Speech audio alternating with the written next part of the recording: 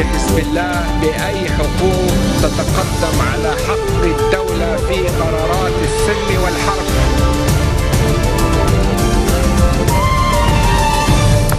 Nouvelle édition de la rédaction, merci d'être au rendez-vous. L'actualité au Liban, c'est bien sûr la visite de Valérie Amos à Beyrouth. La coordinatrice des secours d'urgence de l'ONU rencontre ce mercredi les principaux responsables libanais pour discuter de l'impact de la crise syrienne.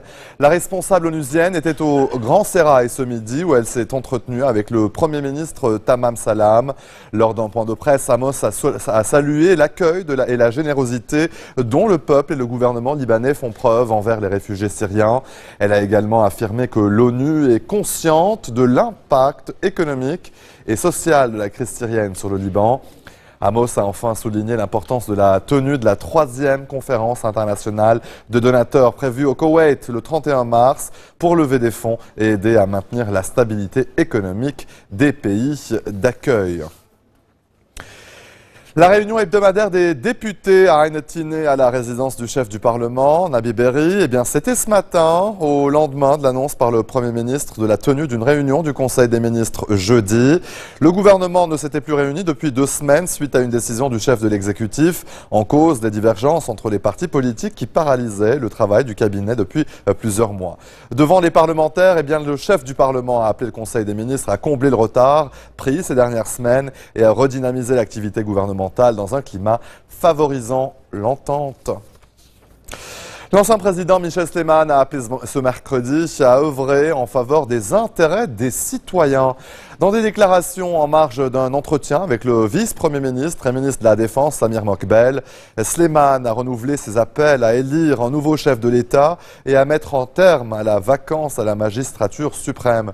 Une vacance qui pèse lourd sur le bon fonctionnement des institutions de l'État et qui pousse le Liban vers le chaos, selon l'ancien président, qui a enfin exhorté les responsables libanais à œuvrer en faveur de l'intérêt national, loin des considérations personnelles. Je vous rappelle que le Liban est sans président depuis le 25 mai 2014.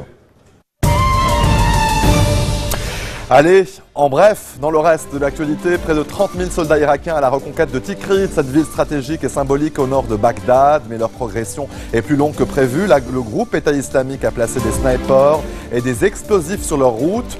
Une unité d'élite de l'armée iranienne participe à l'opération. Autre soutien, celui de la Turquie, qui a envoyé 2 avions cargo chargés de matériel militaire à l'Irak. Pour Benyamin Netanyahou, un accord sur le nucléaire iranien n'empêcherait pas Téhéran d'avoir la bombe atomique. Faux, estime Barack Obama, pour qui le discours du Premier ministre israélien devant le Congrès n'a apporté rien de nouveau et n'a offert aucune alternative viable.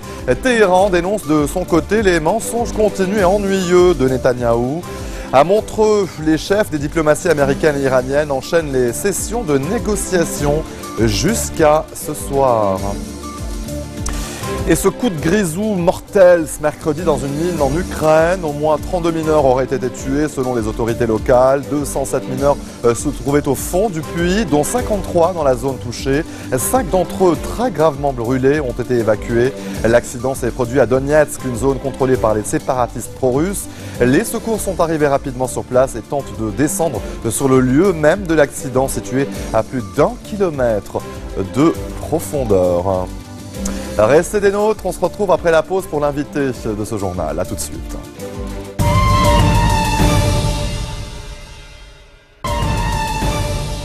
Retour sur le plateau de l'info et tout de suite l'invité de ce journal avec ma collègue Noura Eul. Claire Chazal, bonjour, merci d'être l'invité de ce journal.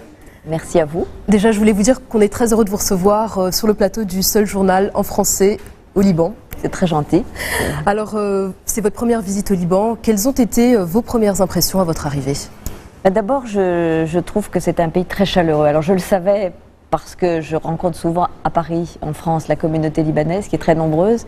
Mais je me rends compte à quel point, et dès mon arrivée, il y a un lien très fort entre les deux pays, une grande chaleur humaine, une proximité, j'allais dire, culturelle. Alors bien sûr, il y a la langue, et Dieu sait si ça nous réunit. Mais il y a aussi l'envie de marcher ensemble dans ce monde qui malheureusement souvent est violent, difficile, et de réfléchir ensemble à ce monde. Et je suis surtout frappée par la place des femmes, par le fait qu'elles sont actives, qu'elles veulent s'émanciper, qu'elles veulent occuper une place importante. Alors justement, vous êtes à Beyrouth à l'occasion de la Journée de la Femme, à l'invitation de la Fondation Maïchi Diak. Que pensez-vous de la femme libanaise ? Ben, je m'aperçois, et notamment grâce à Maïchi Diak, que nous connaissons aussi en France, puisqu'elle avait publié son livre, et dont on connaît le courage, que ce sont des femmes qui se battent. Alors je pense que ce n'est pas forcément facile, parce que c'est déjà difficile dans nos pays, mais ici sans doute y a-t-il l'emprise de la religion, des traditions qui font, et de la politique évidemment, qui font que la femme n'a sûrement pas encore toute la place qu'elle souhaiterait avoir, mais je sens une grande détermination. Je trouve qu'il y a une grande intelligence chez cette femme libanaise qui me ressemble. Je sens vraiment qu'elle me ressemble. Et je pense que la clé, ça sera les générations futures. Au fond, ce sera nos filles, vos filles, qui vont être encore mieux éduquées et encore plus émancipées. Vous êtes une des femmes françaises peut-être les plus connues. Est-ce qu'en tant que femme, est-ce que ça a été une force ? Au contraire, est-ce que des fois vous avez dû surmonter des obstacles dans votre métier, dans le monde du journalisme ? Alors je dois dire que bien que vivant dans une société qui est aussi machiste par certains côtés, la politique, la finance, la banque sont des secteurs encore vraiment réservés aux hommes, dans le journalisme que j'ai découvert tout de suite et que j'ai aimé tout de suite, je n'ai jamais ressenti ça comme un obstacle. Je dirais presque au contraire, parce que quand je suis devenue présentatrice de journaux télévisés, j'avais d'abord été dans la presse écrite assez longtemps, je pense que le fait d'être une femme m'a aidée, en fait, à l'inverse. L'idée était de féminiser les antennes, qui étaient masculines, et que ce soit sur Antenne 2, où je suis rentrée, puis sur TF1, et à l'époque il y avait encore la 5, toutes ces chaînes-là ont souhaité une femme, et elles sont venues me chercher. J'ai dit oui à TF1 pour le 20h et je crois que ça m'a aidée. Et par la suite, je me suis sentie l'égale de mes confrères. Donc voilà, je n'ai pas souffert de ce machisme-là dans le journalisme. Alors ça fait plus de 30 ans que vous êtes journaliste. Quelles sont les étapes, les rencontres qui vous ont marqué tout au long de votre carrière ? Au début, moi je suis journaliste économique au départ, c'était ma formation, donc ce qui m'a marqué à ce moment-là, c'est l'arrivée de la gauche au pouvoir et donc l'éruption d'une idéologie de gauche qui était très prégnante sur le plan économique. Donc là, ça a été toutes les rencontres avec les chefs d'entreprise, les conseillers économiques, qui se sont débattus face à cette révolution amenée par la gauche à l'époque, qui étaient les nationalisations. Et donc ça, j'ai regardé ça, moi, avec beaucoup d'intérêt. C'était ma matière et évidemment, ces débats idéologiques étaient très importants. Ensuite, j'ai eu la chance d'élargir, j'allais dire, mon champ d'action. Et donc, les rencontres ont été des rencontres d'hommes politiques, plutôt, avec lesquels j'ai grandi, au fond. Et ces hommes politiques qui sont devenus les présidents de mon pays, Nicolas Sarkozy, François Hollande, on a fait des chemins parallèles.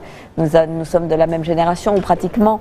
Et je suis parfois assez émue de les voir en face de moi et de voir comment nous avons grandi les uns et les autres. Donc il y a à la fois évidemment une émotion professionnelle et parfois une émotion personnelle aussi. Voilà. Et puis après, il y a toutes les rencontres plus joyeuses ou plus ludiques ou plus légères qui sont de l'ordre de la culture, de l'ordre du sport. Et ça, c'est la chance de ce métier que nous exerçons, de les rencontrer. Alors, puisque l'on célèbre la Journée de la Femme, justement, est-ce qu'il y a une femme en particulier que vous admirez, qui vous inspire ? Moi, j'ai évidemment, en tant que femme, admiré Simone Veil parce qu'elle nous a permis d'avancer énormément par son combat, par sa force, son courage, sa beauté aussi, son intelligence. Elle s'est battue pour l'avortement en France et contre les hommes de l'Assemblée et contre la société même tout entière, et je crois qu'elle a fait des choses très importantes. Et dans ce même ordre d'idées, je citerai un auteur qui est aujourd'hui très lu en France, qui s'appelle Marceline Loridan-Evans. Cette femme, elle a été déportée, elle avait 14 ans. Elle vient d'écrire un livre très beau qui s'appelle « Tu n'es pas revenu ». Elle parle de son père qui est parti avec elle dans les camps de concentration à Auschwitz-Birkenau et lui n'est pas revenu. Et aujourd'hui, elle témoigne. Elle a 85 ans, elle avait 14 ans à l'époque. Et je crois qu'il faut lire ce livre, je le dis. C'est une femme exceptionnelle à tout point de vue, qui raconte son expérience, qui raconte comment après elle a pu vivre avec cette souffrance-là. Et je pense que c'est un modèle non, mais une voix à écouter. Je voudrais revenir un peu sur votre métier de journaliste dans un monde de la surinformation, de l'instantané. Comment ne pas tomber dans le piège de la banalisation de l'information? On est bombardé d'informations, de chiffres, d'images. Très rapidement, l'information change. Au bout de quelques jours, voilà, on a oublié ce qui se passait à l'autre bout du monde. Comment ne pas tomber dans ce piège? Vous avez tout à fait raison, et d'ailleurs c'est un piège qui est de plus en plus, qui nous est tendu de plus en plus à nous, chaînes généralistes. Moi j'appartiens à une chaîne qui a 40 ans d'existence, mais autour de nous fleurissent énormément de chaînes d'information continue. Nos téléspectateurs sont surinformés d'informations permanentes sur les smartphones, sur Internet, évidemment. Voilà, nous travaillons dans ce registre-là en essayant de ne pas tomber dans l'écueil de ce que vous dites, c'est-à-dire l'information rapide.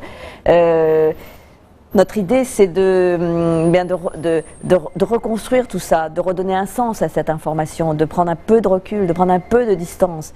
Grâce à l'expérience de TF1 et à notre expérience à nous, journalistes, et à toute la rédaction, on essaye encore de ne pas tomber dans ce piège-là. Mais c'est difficile, évidemment. C'est à la fois une richesse, ce flot d'informations. Ça nous donne des images instantanées, donc c'est évidemment le monde qui est à notre porte, mais aussi le danger de la rapidité, de la déformation, de la rumeur qui abat, qui détruit, qui salit. Et c'est notre combat à tous aujourd'hui.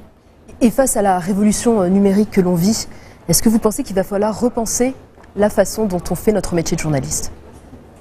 Sans doute que c'est aussi une façon de nous aiguillonner, c'est-à-dire que nous sommes aussi en permanence tentés d'utiliser cette révolution du numérique, c'est-à-dire que ces images diffusées sur Internet, ces informations, évidemment. Alors, ça nous donne accès très rapidement à l'information et à l'image, mais ça nous oblige à encore plus de rigueur, je dirais, parce que toute image n'est pas bonne à voir, et on en a encore l'exemple avec les vidéos diffusées par les terroristes de l'État islamique, qui sont des vidéos de manipulation qui nous arrivent aussi par ces flux et ces réseaux d'Internet.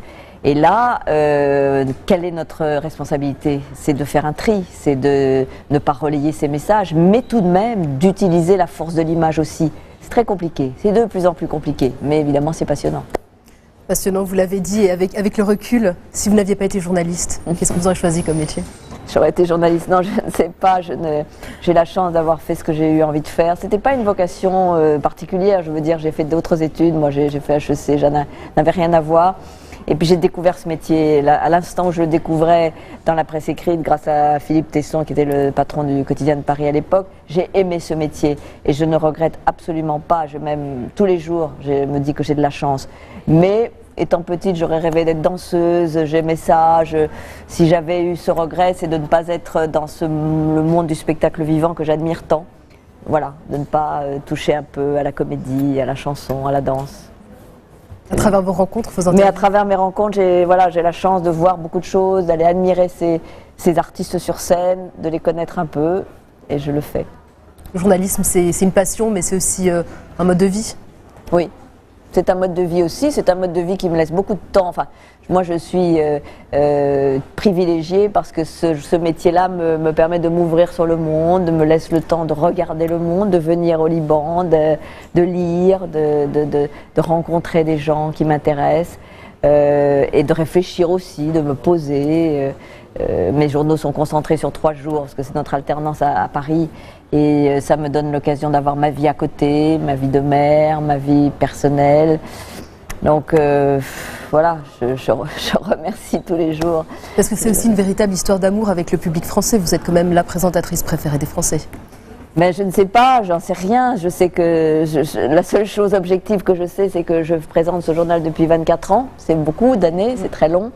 Et j'en suis très consciente de ça, bien sûr, sur un média qui est le premier média français, même premier en Europe. Parfois 9 millions de téléspectateurs le dimanche soir, je comprends bien que je sois rentrée chez les gens depuis tout ce temps-là. Mais ce n'est que du bonheur pour moi, ce n'est que de la chaleur humaine, ce ne sont que des témoignages d'amitié et de solidarité et de popularité, outre les critiques qui existent et qui c'est tout à fait normal. Mais j'ai aussi conscience de ça et c'est un cadeau en plus, je dirais, de ce métier que j'aime. Ce sera le mot de la fin. Claire Chazal, merci beaucoup d'avoir été l'invitée. Merci à vous. Merci. Et c'est la fin de ce journal. Merci de nous avoir suivis. Retrouvez-nous tous les jours à 16h40, heure de Beyrouth. Vous pouvez également nous suivre en ligne sur notre site web ou en téléchargeant notre application mobile. Excellente soirée à toutes et à tous et à très bientôt.